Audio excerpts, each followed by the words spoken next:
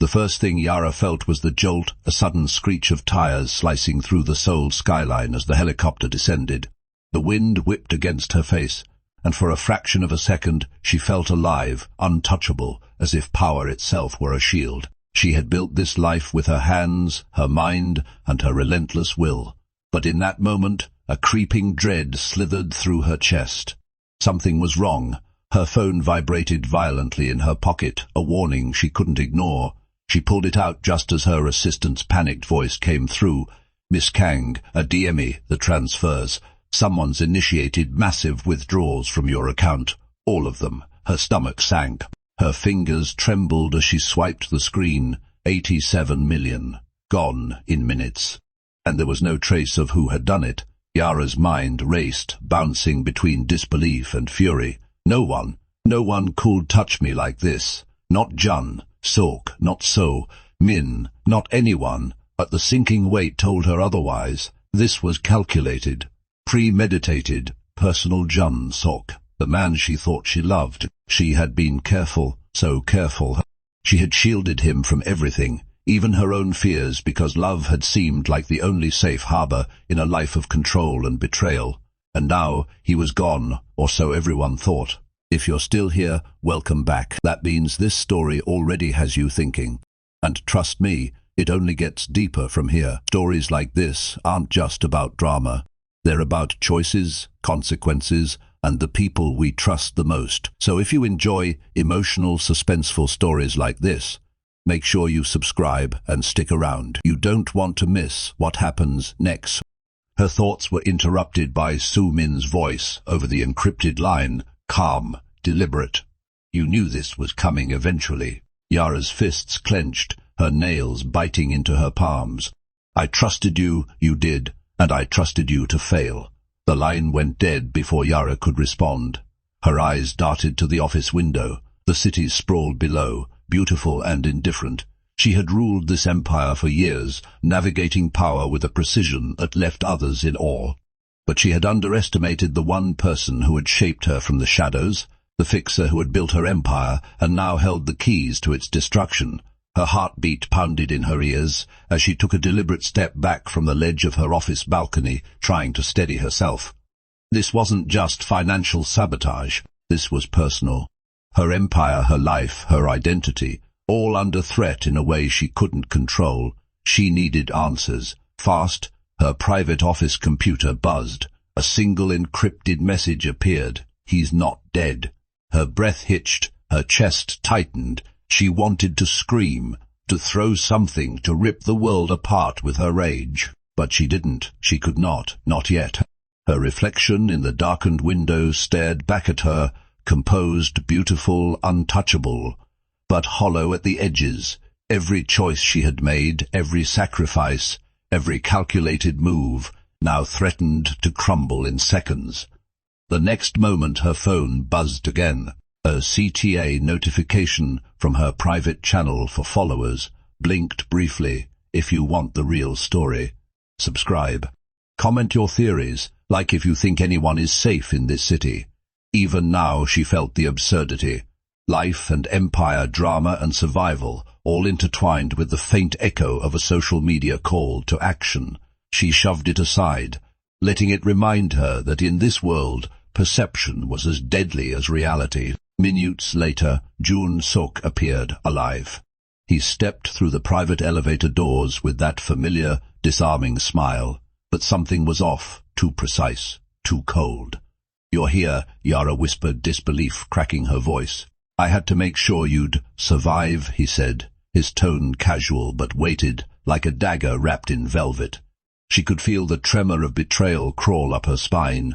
"Survive? Or are you just making sure I fall the way you were told?" He hesitated, eyes flicking to the corner of the room. Shadows loomed, carrying secrets she hadn't asked to carry but had always known existed. "I didn't have a choice," he said, finally.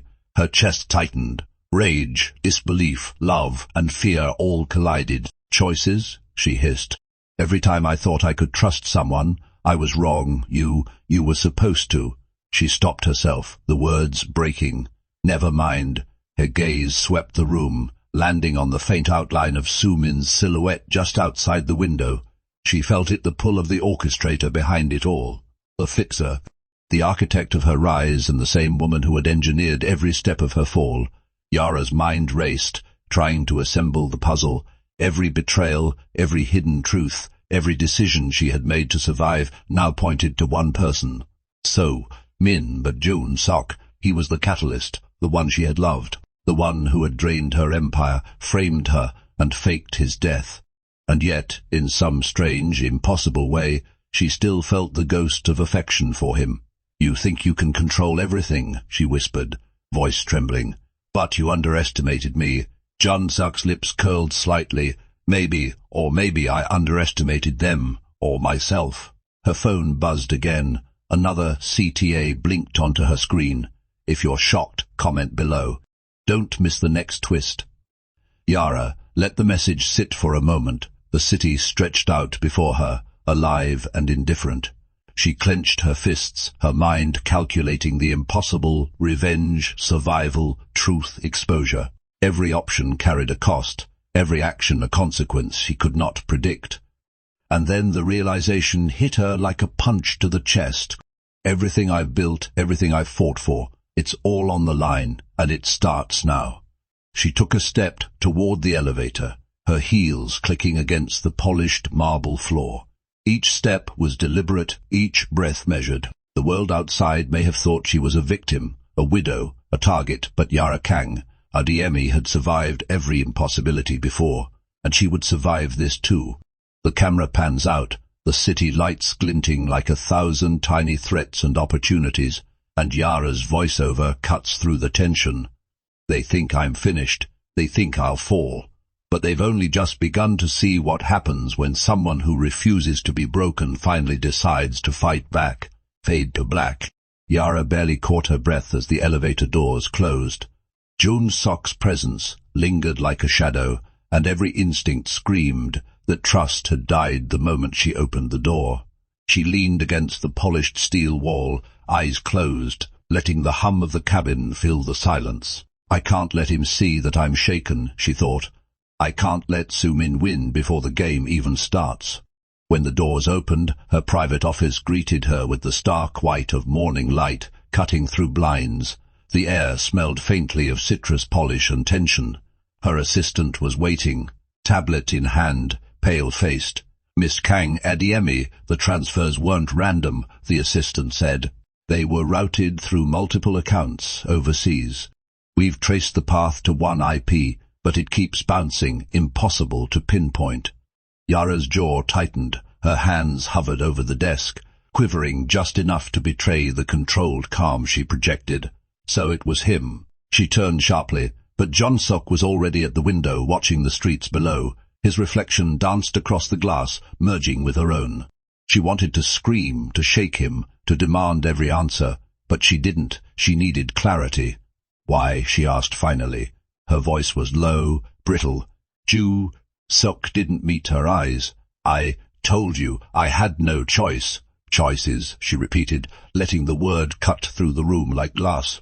"Every time I trusted someone, I made the mistake of believing I could see the truth." His hands curled into fists at his sides. "I didn't want this to happen this way. You have to understand." "I understand perfectly," she interrupted, stepping toward him, heels clicking sharply against the marble. "You loved me enough to betray me. That's the truth." The silence that followed was almost deafening, broken only by the faint hum of servers in the corner. Yara's mind raced. "If I play this wrong, my empire is gone. If I play this right, I might just survive." She sank into the chair behind her desk and swiped through the encrypted logs Amara had left. Hundreds of thousands of transactions, some legitimate, some falsified, all pointing to a single conclusion. Someone had planned her downfall years in advance. Someone who knew her better than she knew herself. "So Min, she built me, and now she's breaking me." The thought made her stomach turn. But fear wasn't an option. Not now. Every second wasted was another opportunity for the fixer to tighten the noose. Her phone vibrated again. A text appeared, flashing briefly on the screen before disappearing. "You've already lost more than you think." Yara's fingers trembled as she typed back. Show yourself. No reply. Jun Sok finally spoke, his voice soft but heavy. You can't fight her, not yet. Yara laughed, a harsh, bitter sound that echoed off the walls. I've survived worse. Do you forget who I am? His eyes flickered with something unreadable. Fear, guilt, or just relief. I'm not your enemy, he said. Not yet, she thought. The next hours passed in a blur of calls, meetings, and frantic calculations. Her legal team, her finance department, even the private investigators she had hired months ago, they all confirmed the same impossible truth. The theft was meticulous, executed by someone who understood her systems better than she did. It wasn't Jun Suk acting alone. It was her, Soo-min. Yara closed her eyes and leaned back, every memory of Soo-min's calm, watchful presence. The subtle suggestions, the hidden nudges, the way she had shaped every decision flashed through her mind. Betrayal wasn't loud, it wasn't obvious, it was precise, surgical. Her reflection in the window stared back at her, controlled, composed. A mask. Underneath her chest ached, a storm of fear and anger swirling uncontrollably. A knock at the door. Amara stepped in, her eyes wary. I don't know how long you can keep this under wraps, she said quietly. Yara's eyes narrowed. I don't need sympathy, I need solutions. Amara hesitated, then placed a small flash drive on the desk. Everything I've gathered. Evidence of the transfers, Soo-min's access logs, everything. But there's more. If this goes public, it won't just ruin her. It could destroy you too. Yara picked up the drive, weighing it like a weapon. Then we proceed carefully. Amara nodded, but her face betrayed fear. Careful might not be enough. Yara's hands tightened around the drive. Then we'll be smarter. The hours blurred into night. Jun Sok lingered at the perimeter of the office, silent, watching. Every glance, every small movement was a test. And Yara, despite the fury boiling within her, maintained her mask of composure. Finally, she allowed herself to speak, voice low and deliberate. Tomorrow we take the first step. No mistakes, no hesitation. And if Soo-min thinks she can control me, her voice dropped, almost a whisper. She hasn't seen anything yet. The camera pans to her reflection again, layered over the sprawling city below. Neon lights pulse like distant threats, reminding her that in this game, every second counted and every move could be fatal. She looked to Jun Sok, finally meeting his gaze. If you're still with me, you need to choose survival or loyalty. Choose wisely. His eyes softened, conflicted, but he didn't answer. She didn't need him to. Every instinct, every calculation told her she was ready. It begins tomorrow, she thought. And they will regret underestimating me. Her phone buzzed one last time, a subtle reminder from her channel. Don't miss a moment. Like, comment, subscribe for the real story. Yara smiled faintly. In a world of betrayal, she knew how to control at least one thing. The narrative. The streets of Seoul glittered below like a web of opportunity and threat. Yara stood at the edge of the balcony, as if daring the city to blink first. Wind tore at her hair, cold and sharp, but she barely felt it. Her chest was tight, not from fear, but from the slow burning realization that betrayal didn't always come screaming. Sometimes it arrived quietly, wearing love like a disguise. Behind her, glass doors slid open. Jun Sok paced the office, slow and restless, his reflection breaking apart in the floor-to-ceiling windows. He looked composed at a distance, but up close his hands gave him away, fingers curling, unclenching, curling again, like he was fighting the urge to grab onto something solid before everything collapsed. Yara didn't turn around. Do you think fear will help you survive this? She asked. Her voice was calm. Too calm. Too calm. I thought I was protecting you, he said. Then softer, unsure. I didn't know it would go this far. She finally faced him. You didn't know. Her eyes were sharp now, almost curious. Every second of my life I calculate risk, I calculate betrayal, I calculate loss, and you didn't know, he swallowed. I didn't think she would, Yara cut in, stepping closer. Her heels echoed across the marble floor, each step deliberate. Say her name. His jaw tightened. Su Min. The name landed heavy between them. Yara let out a breath she hadn't realized she was holding. She didn't just go far, Jun Sok. She built a second shadow empire inside mine. She knew where to cut because she helped design the body. Jude Sok's voice cracked. I never meant to hurt you, she laughed quietly, but there was no humor in it. That's the most dangerous lie people tell themselves. She turned away, moving to her desk, fingers trembling just enough to notice as she activated the encrypted display. Lines of data bloomed across the screen: transactions, shell companies, time-stamped transfers. The evidence was surgical, elegant, personal. Su Min had planned this for years. She taught me how to win, Yara thought, and now she's using the same rules to erase me. Amara stood near the doorway, arms crossed, eyes alert. The money moved again, she said. Small amounts testing us. She wants to see if we notice. Yara nodded. She's watching how fast I bleed. Her phone vibrated. Unknown number. She's closer than you think. Watch your step. A chill crawled up Yara's spine. She didn't respond. She never responded to ghosts. She looked back at Jun Sok. You were a variable she didn't fully control, she said. That's why you're still alive in this story. He flinched. Alive?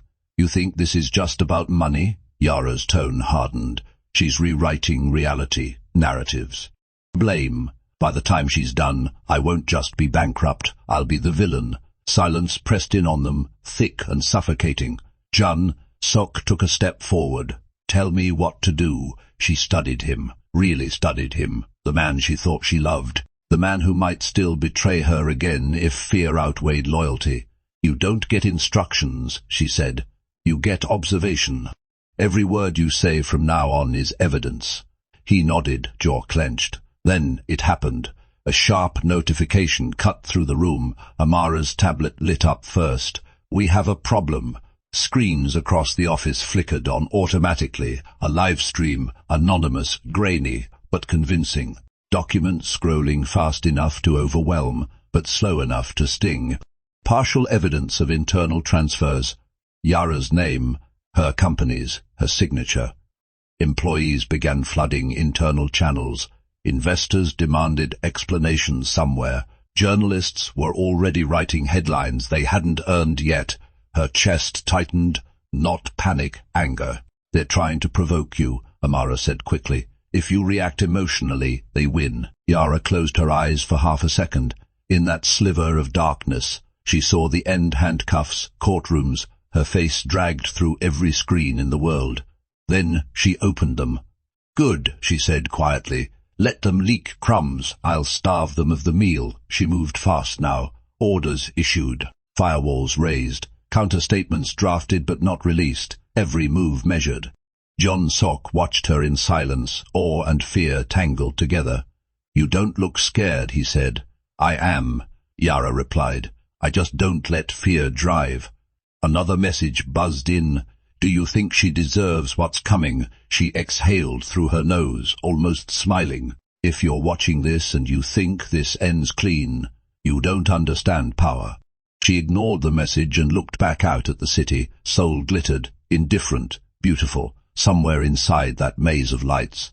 So, Min was watching, convinced she was already ahead. Yara straightened her shoulders. Let her think she's winning, she said. Every predator gets sloppy when the prey stops running. Jun Sok hesitated.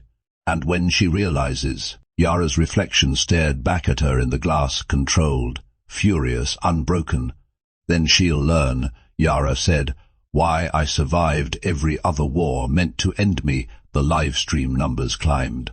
The city held its breath.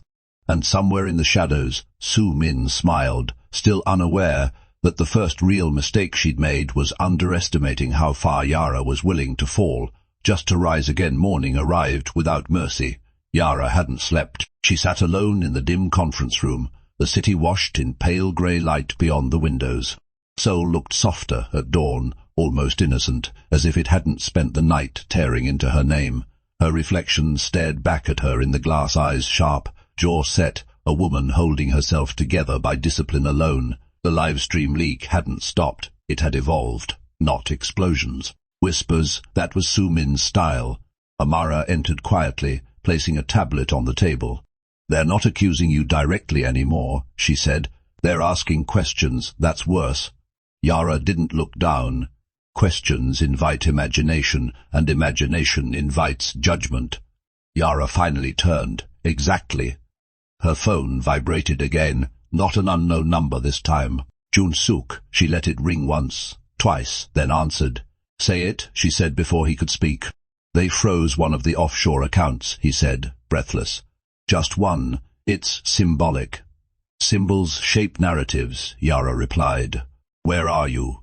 "Downstairs," security flagged a visitor. Her pulse ticked faster. "Who?" There was a pause. Too long. She didn't give a name. Yara stood. By the time she reached the lobby, So-min was already there, seated comfortably, legs crossed, sipping tea like she owned the building. She hadn't changed much. Same composed posture, same observant eyes that missed nothing and forgave even less.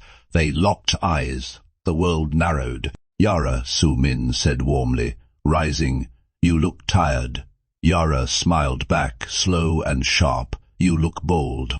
"Confidence ages better than fear," Su-min replied. Security hesitated, unsure who outranked whom in this moment. Yara lifted a finger. "Leave us." They did. Silence stretched, electric and dangerous. "You taught me never to visit without permission," Yara said. "And you taught me," Su-min countered, "that rules only matter when power agrees." Yara stepped closer. "Why now?" Su-min tilted her head. "You built an empire on distance, on control, on never needing anyone. I simply waited for the moment you broke your own rule." Jun-sok stood frozen near the elevators, eyes darting between them. Su-min followed Yara's gaze and smiled knowingly. "Ah, the variable." Yara's voice hardened. "He's not yours. He never was," Su-min said softly.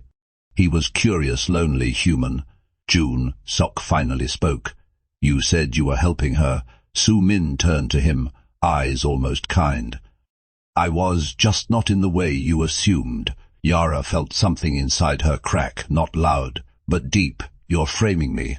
"I'm reframing you," Su-min corrected. "The world doesn't punish power. It punishes women who hold it without permission." Yara exhaled slowly. "You're destroying everything." Su-min leaned closer. "Number, I'm teaching you what it costs to keep it." That was when Amara rushed in, breathless. Yara, the bored half of them, just resigned.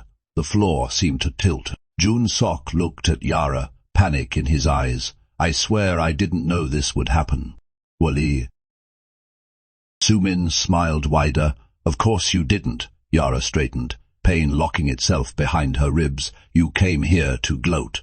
"I came here," Su-min said, "to offer mercy." Yara laughed. It startled even her. "Mercy." "Step down," Su-min said calmly, publicly, quietly. "I'll ensure the investigations stop before they find the things you really don't want exposed." Yara's heartbeat thundered in her ears. "And if I don't, Su-min met her gaze. Then you'll learn how quickly love turns into testimony." Jun-sok's face drained of color. "What does that mean?" Su-min didn't answer him. She didn't have to. Yara turned to Jun-sok. "Leave." "I won't," he said. "Leave," she repeated. Now he hesitated, torn, then walked away. The moment he was gone, Yara's voice dropped. "You're using him." Su-min shrugged. "You used him too. You just called it love." The words hit harder than any accusation. Su-min stepped back. "You have 48 hours. Decide who you want to be remembered as." She turned and walked away, heels clicking softly, like punctuation at the end of a sentence. Yara hadn't finished writing. The doors closed. Yara didn't move. Amara spoke carefully. "We can still fight." Yara finally exhaled, shaky. "I know." But Amara asked, "But she's right about one thing," Yara said. "This isn't just about money anymore." She thought of Jun-sok, of trust, of the quiet way love had lowered her defenses without asking permission. Her phone buzzed. A message from Jun-sok. "I didn't choose her, but I don't know how to choose you now." Yara stared at the words, chest tight. If you're still watching at this point, ask yourself this. When survival demands sacrifice, Who do you offer first? She typed nothing back. Instead, she stood, eyes hardening. Prepare a controlled collapse, Yara said to Amara. I want them to think I'm losing. Amara's eyes widened. That could ruin you, Yara nodded. Or save me. Outside, the city kept moving. Inside, a war quietly shifted from defense to revenge. The fall didn't start with a scream. It started with silence. Yara watched the news feeds from her office, as if she were observing someone else's life unravel. Stock prices dipped, stabilized, dipped again. Analysts spoke in cautious tones, careful not to sound accusatory while sharpening their knives anyway. She sat perfectly still, hands folded, posture unshaken. Inside, everything was screaming. Amara stood across from her, arms wrapped tightly around herself. The resignation statement is ready, she said. Once we release it, there's no undoing the perception. Yara nodded. Release it. Amara hesitated. Yara, this will make you look guilty.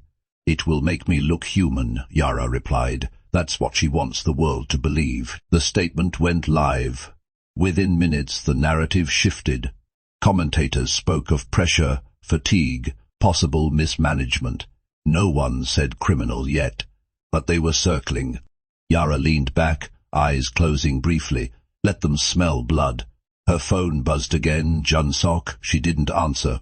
Instead, she stood and walked through the halls of her own empire for what might be the last time. Employees avoided eye contact. Some whispered. Others watched her with something dangerously close. To pity, she hated pity. In the elevator, the silence pressed down hard. Her reflection stared back at her, still composed, still controlled. But there was a fracture now, not visible, internal. Downstairs, the city swallowed her whole. She didn't go home, she went somewhere quieter. The old riverside cafe, where no one expected a billionaire to hide. She sat alone, hoodie pulled low, watching the water drift past, like it didn't care who fell today. Judy Sok found her anyway. You didn't answer, he said, sliding into the seat across from her. She didn't look up. I didn't need to. You're destroying yourself, he said. She finally met his eyes. Number, I'm surviving. You don't have to do this alone. Yara's laugh was bitter. That's what I told myself when I let you in. He flinched. I didn't betray you. You hesitated, she replied. That's worse. He leaned forward, voice low. She's setting you up. I see it now, Yara asked softly, after she threatened to turn love into testimony. Jun Sok swallowed. She's planning something bigger. Yara's pulse quickened, but her face remained unreadable. Tell me. She wants you desperate, he said, cornered. She wants you to make a mistake she can't erase. Yara stared at the river. Good, he blinked. Good. I already made one, she said, falling for you. Silence. Then Jun Sok whispered, Do you hate me? Yara shook her head slowly. Number, that would mean you still had power over how I feel. That hurt him. She could see it. Her phone buzzed again. Su-min, you're playing your part beautifully. Yara's fingers curled around the device. Back at the office, Amara waited with tension written into every movement. She's moving assets into a private trust, she said. Hidden, shielded. If we don't act soon, we will, Yara interrupted. Just not yet. Amara frowned. You're letting her win. Yara shook her head. I'm letting her believe she already has. Night fell. And with it came the second blow, breaking news. A body, a car pulled from the river. Male, unidentified, burned beyond recognition. The world froze. Jun Sok's phone slipped from his hand when he saw the headline. Yara felt the room tilt. The report continued, voice cold and factual. Authorities suspect foul play. Documents found at the scene suggest ties to Yara Kim's financial network. Amara turned slowly. Yara, that car was registered to Jun Sok. Jun Sok's face drained of color. That's impossible. Su-min's message arrived seconds later. I told you, love becomes evidence. Yara stood so fast the chair toppled, her heart hammered, thoughts racing, a faked death, a planted narrative, a body that wasn't his. But the world wouldn't care about truth. Only timing, only blame. Jun-sook backed away slowly. "They're going to think you did this. They already do," Yara said. Sirens wailed in the distance. Her phone buzzed again. "Unknown number. You have one chance to run." Yara crushed the phone in her hand. "If you're still watching right now, understand this. This is the moment every story turns. The moment where survival demands something unforgivable." Yara looked at Jun-sook, eyes hardening with resolve and something colder. "You're dead," she said quietly. He stared at her. "What? You don't exist anymore," she continued. "And if you ever want to live again, you do exactly what I say." Fear and relief collided in his eyes. She turned to Amara. "Erase him." Amara inhaled sharply. "Yara, do it." Outside, the city roared with judgment. Inside, Yara crossed a line she could never uncross. The fall was complete, and the revenge had finally begun. Yara became a ghost overnight. Not officially, not yet, but the city treated her like one. Every screen showed her face, paused mid-blink, mid-word, mid-defense. Commentators dissected her silence like evidence. The absence of denial became guilt. The absence of grief became motive.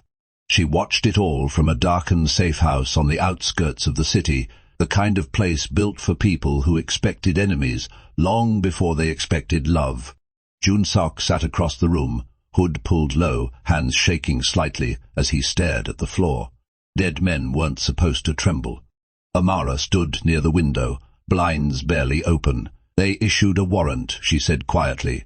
"Not for murder, not yet, for obstruction, financial crimes. They're laying groundwork." Yara nodded once.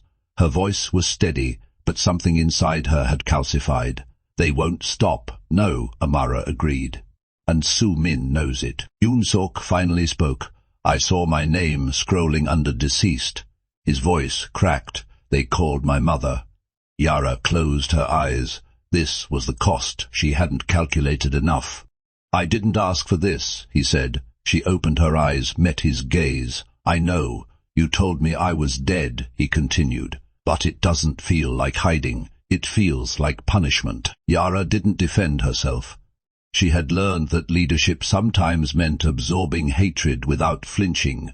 "You're alive," she said. "That's the part that matters." "For now," he muttered. The screens flickered again. Breaking news. Authorities confirm further evidence, tying Yara Kim to illicit offshore transfers. Anonymous sources claim coercion, threats, and an unhealthy emotional dependency between Kim and the deceased man. Jun-sook looked up sharply. "She's rewriting us?" "Yes," Yara said, "and she's doing it beautifully." Her phone buzzed. Burner line. Soo-min. "You always did underestimate how much people love a clean villain." Yara typed back slowly. "You always overestimate how much truth matters." 3 dots appeared, then disappeared. "She's pushing you toward arrest," Amara said. "If you vanish now, she wins." Yara finished. "I won't disappear." Jun-sook stood suddenly. "You can't just walk back into this." "I can," Yara said, "and I will, just not as myself." Night fell. Yara stood alone in the bathroom, staring at her reflection. The woman looking back at her had sharper edges now, less softness, more distance. She thought of who she used to be, the girl who believed love could coexist with power. The woman who thought control meant safety. She wiped the mirror clean with her sleeve. "That woman is gone," she whispered. Behind her, Amara waited. "We've created a shell company trail Soo-min won't question. She's moving faster now, sloppier." Yara nodded. "Because she thinks I'm cornered." Jun-sook watched from the doorway. "And if she's not?" Yara turned. "Then this ends with blood or truth." He swallowed. "Which one scares you more?" Yara didn't answer. The next morning, Soo-min held a press conference, poised, calm, concerned. She spoke of transparency, of betrayal, of sadness. She never said Yara's name directly. She didn't have to. Yara watched from the shadows of a café across the street, cap pulled low, heart-pounding. Every word Soo-min spoke tightened the narrative rope. Jun-sook whispered, "She sounds believable." "She is," Yara replied. "That's why she's dangerous." Then something unexpected happened. Soo-min hesitated just for a second. Her eyes flicked toward the crowd, toward the street, toward the wrong place, toward Yara. The moment passed. But it was enough. She knows, Amara murmured. Yara's lips curved slightly. Good. Her phone buzzed again. Unknown number. You should have stayed buried. Yara typed back without hesitation. You should have checked the grave. Jun Sok stared at her.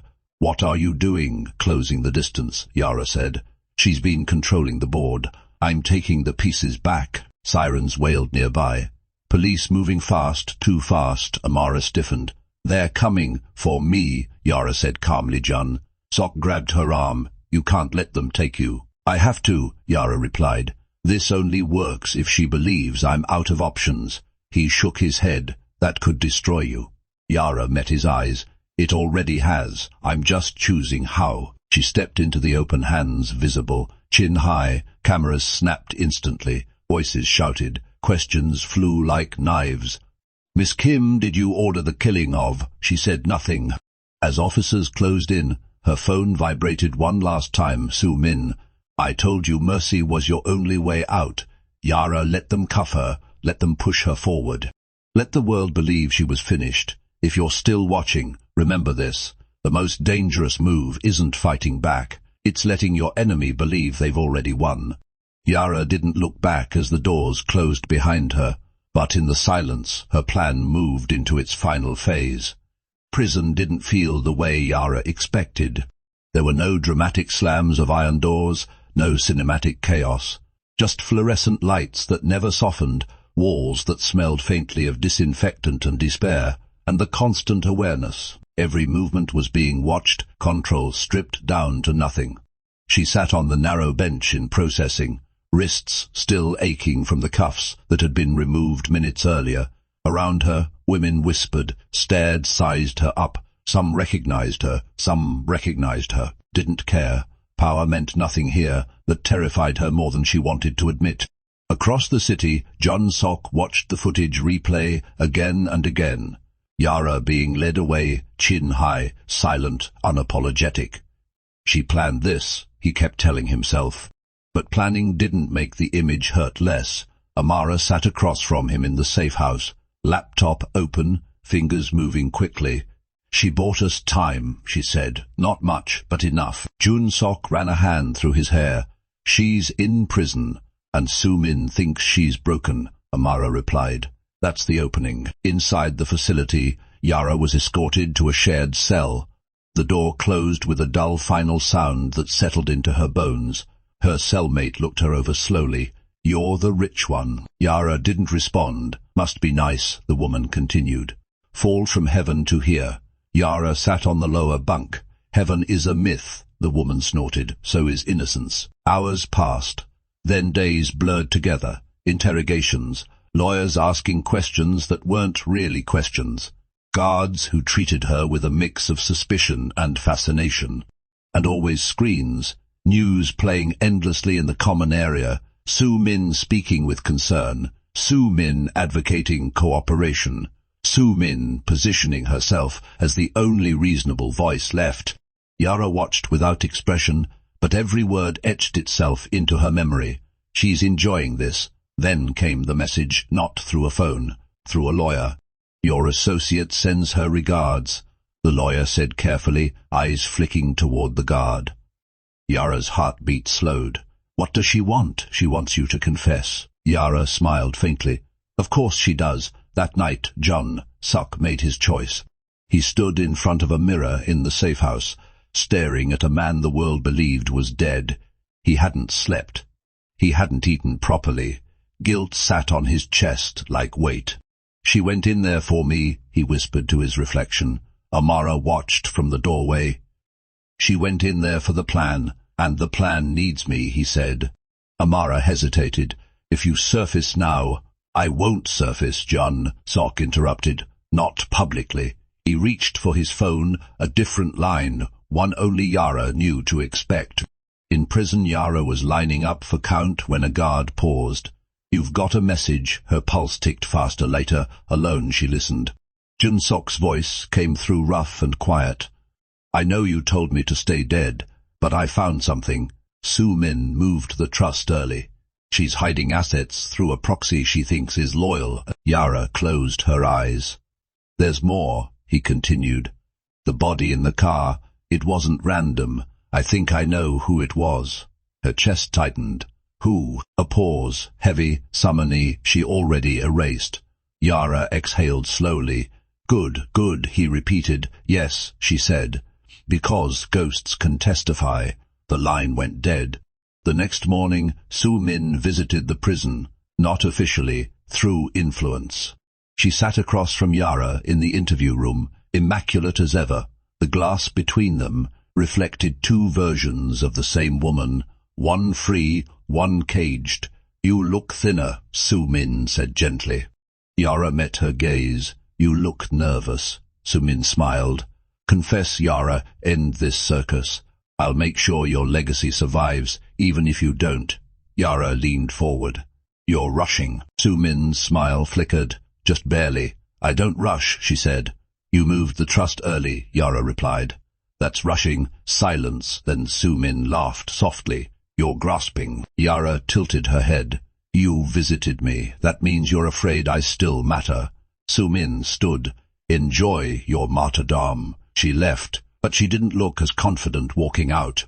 That night the news broke. A leak, small, technical, easy to miss. An anonymous report questioning inconsistencies in the recovered vehicle, timestamp discrepancies, financial links to a shell company previously connected to Soo-min.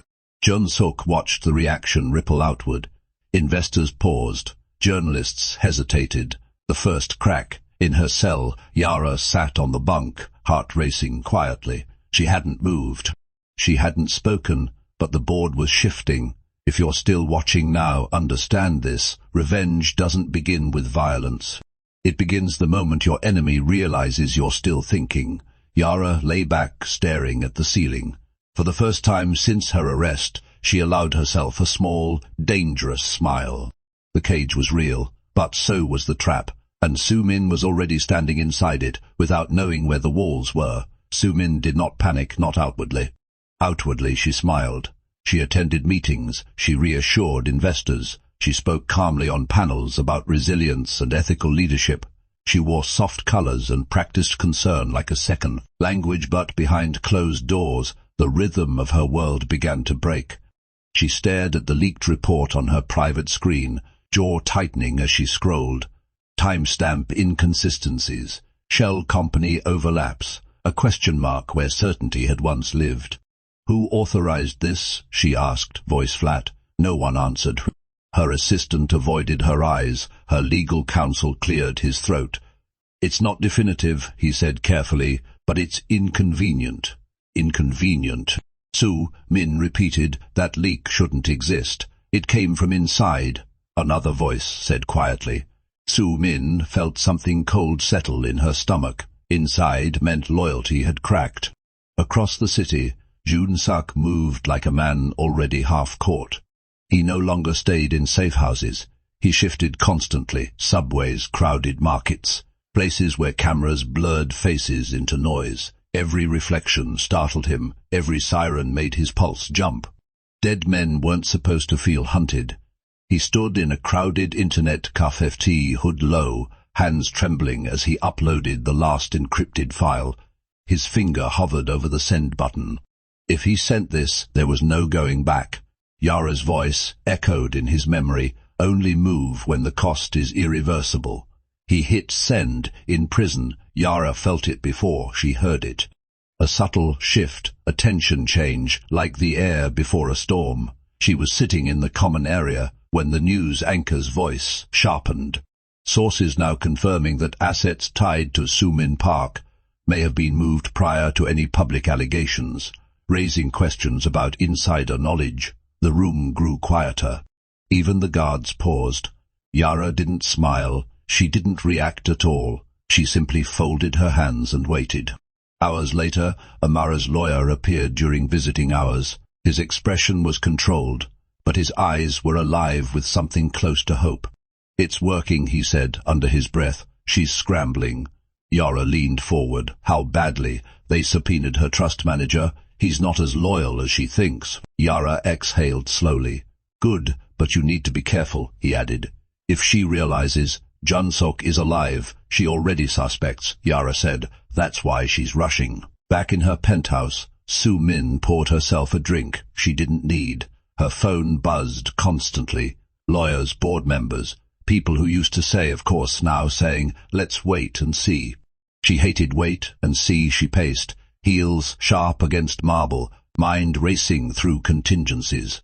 One problem kept circling back, refusing to be solved. Jun-sok.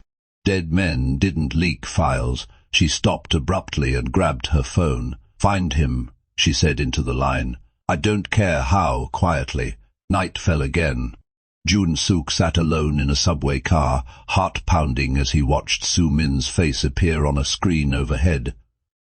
Her voice was steady, but her eyes betrayed strain. Transparency matters, she said, and I welcome investigation. Jun-sok laughed under his breath. Liar, his phone vibrated. Unknown number. You're breathing very loudly for a dead man. His stomach dropped. Run, Yara had told him once. But know when running becomes cowardice. He typed back with shaking hands. You should worry less about ghosts and more about fingerprints. 3 dots appeared, then vanished. In prison, Yara was summoned unexpectedly. Interview room again, glass again. But this time, Soo-min wasn't on the other side. A federal investigator sat down instead. Miss Kim, he said, flipping open a file, we'd like to revisit some assumptions. Yara tilted her head. Assumptions have been popular lately. We have reason to believe evidence may have been manipulated, he continued, including the death of Mr. Jun-sok Lee. Yara met his eyes, careful. You're saying he might not be dead. I'm saying someone wanted him to be. Yara said nothing. Silence stretched. Finally, the investigator spoke again. If you know something, now would be the time. Yara leaned back slowly. I know this, she said. People who rush to bury the truth usually forget to check if it's breathing. The investigator studied her. Across the city, Soo-min felt the noose tightening. Her trust manager didn't answer her calls. A board member resigned publicly. A journalist she'd paid years ago declined to run her statement. For the first time in a very long time, Soo-min felt exposed. She slammed her glass down, liquid spilling over her fingers. Bring him to me, she snapped into the phone. Alive, Jun-sok knew they were close. He could feel it in the way the city pressed in on him, in the way strangers lingered half a second too long. He ducked into a parking garage, breath shallow, heart racing. A voice echoed behind him. You should have stayed dead. He turned. So, Min's fixer stepped out of the shadows, gun low but ready. Jun-sok raised his hands slowly. You're late. The fixer smiled. You're early. Jun-sok's phone vibrated in his pocket. Yara, one word now. Jun-sok looked the fixer in the eye. You know what the problem with ghosts is. The fixer frowned. What? They don't bleed, Jun-sok said, and hurled his phone across the garage. Sirens erupted instantly. Floodlights snapped on. The fixer cursed and ran. Jun-sok collapsed against a pillar, chest heaving. Miles away, Yara closed her eyes as the alert confirmed delivery. The final proof was out. Soo-min's empire didn't collapse yet, but it swayed, and for the first time since this began, Yara felt something dangerous bloom in her chest. Not hope, certainty. If you're still watching, ask yourself this. When the truth finally surfaces, does it free the victim, or does it destroy everyone who touched it? Yara opened her eyes. The endgame had begun. The truth didn't explode. It seeped. It moved through systems and people like poison through water, slow at first, almost invisible, then suddenly everywhere. By the time Soo-min realized the damage was no longer containable, the story had already begun telling itself without her permission. Yara felt it before she saw it. The prison was louder that morning, guards whispered.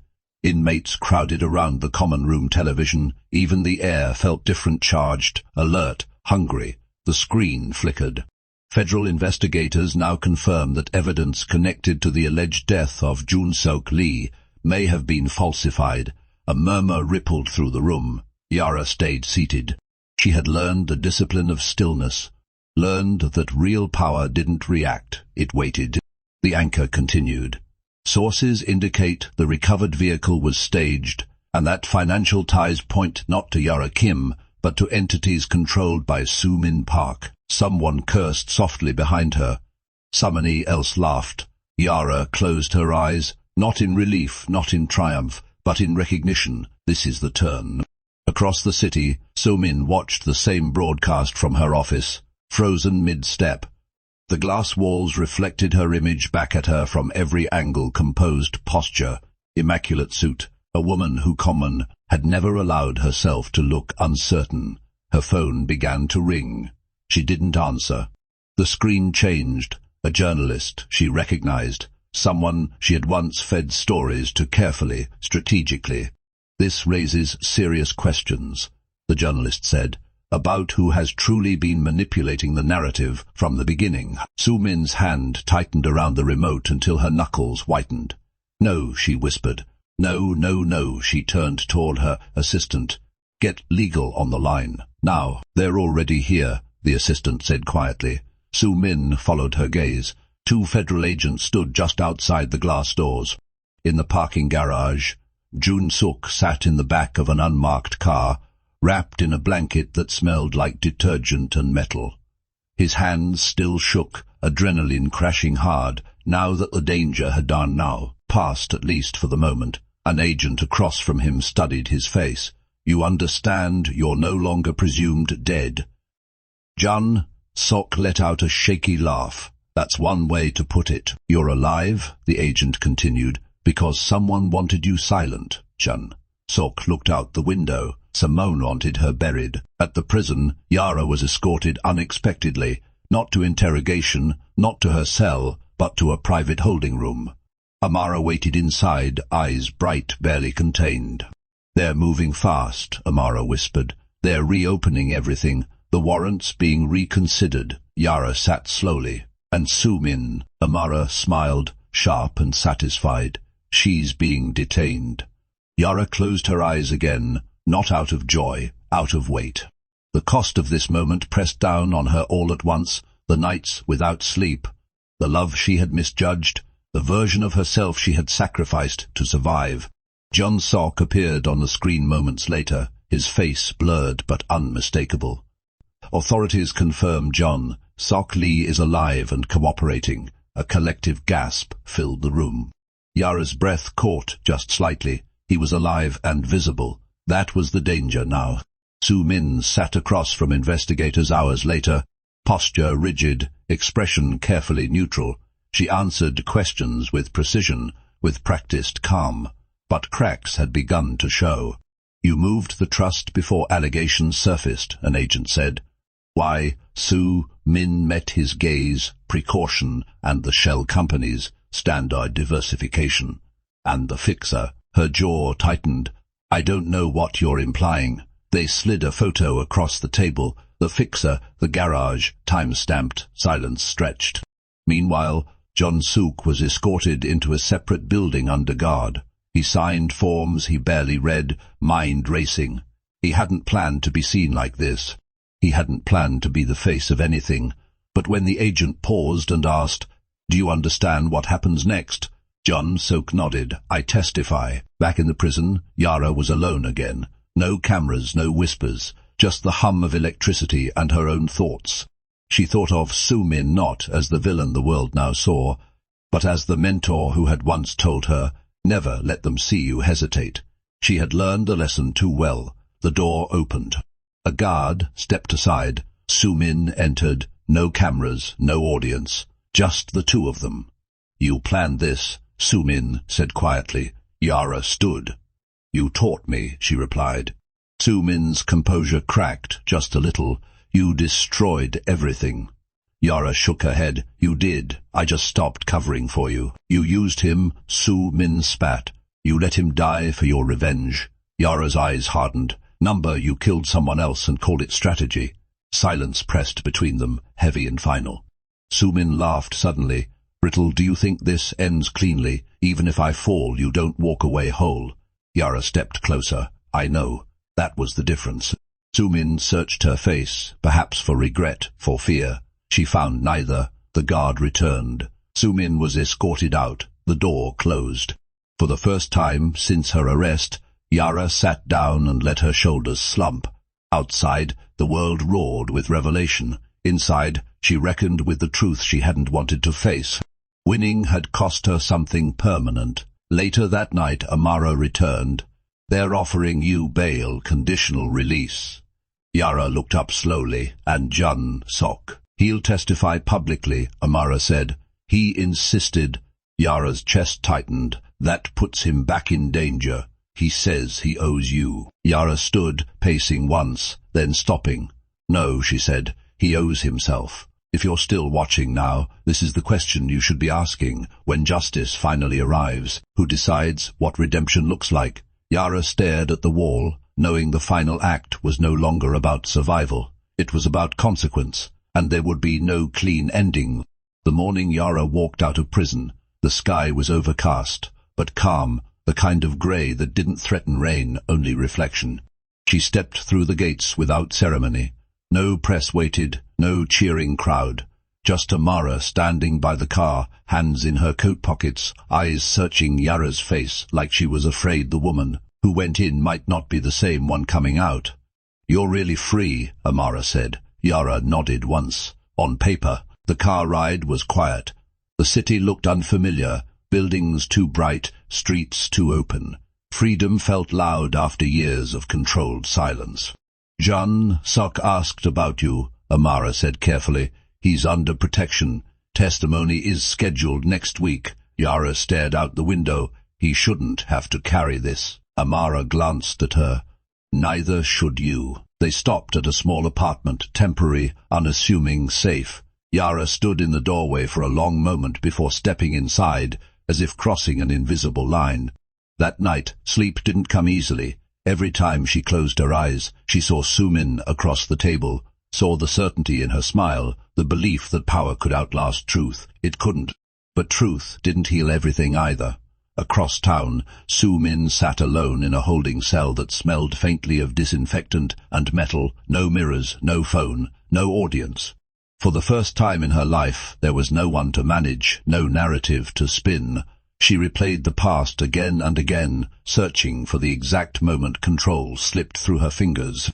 It wasn't when Jun Sok disappeared. It wasn't when Yara was arrested. It was when she underestimated what betrayal does to someone who has nothing left to lose. The trial unfolded slowly, deliberately. Jun Sok testified behind glass, voice steady but eyes haunted.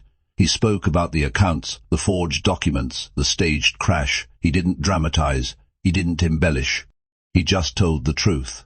Yara watched from a distance, unseen by choice. She didn't want to be part of the spectacle. She wanted the end. When Somin took the stand, the room leaned forward. She answered calmly at first, measured, precise. But cracks appeared when evidence stacked too high to deny. A document she had signed, a transfer she had approved, a call she had made at the wrong time. Her voice sharpened, her composure frayed, and then came the question she hadn't prepared for. Did you frame Yara Kim to protect yourself? The room went still. Sumin paused, just long enough. Yara felt it even from afar, that pause. Yes, Sumin said finally. The word landed heavy. There was no gasp, no outcry, just the sound of something ending. The verdict came weeks later, guilty, not dramatic, not explosive, final. Yara heard the news alone in her apartment. She sat on the edge of the bed, phone in hand, and let the weight settle. This was what she had wanted, and yet it didn't feel like victory. Days later, Jun Sok requested to see her. They met in a quiet cafe far from the city center. He looked thinner, older, like someone who had lived several lives in a short span of time. I wasn't sure you'd come, he said. Yara sat across from him. I wasn't sure either. They sat in silence for a moment, the past pressing close. I'm leaving the country, Jun Sok said. New identity, new life. That's good, Yara replied softly. He hesitated. I never loved you the way you deserved, and I'm sorry for that. Yara met his eyes. "You didn't ruin my life," she said. "You revealed it." He nodded, swallowing hard. "I hope you find peace," she smiled faintly. "I hope you stay alive." When he stood to leave, he paused. "Do you hate me?" Yara thought about it. "No," she said honestly. "I survived you." He left without looking back. Weeks passed.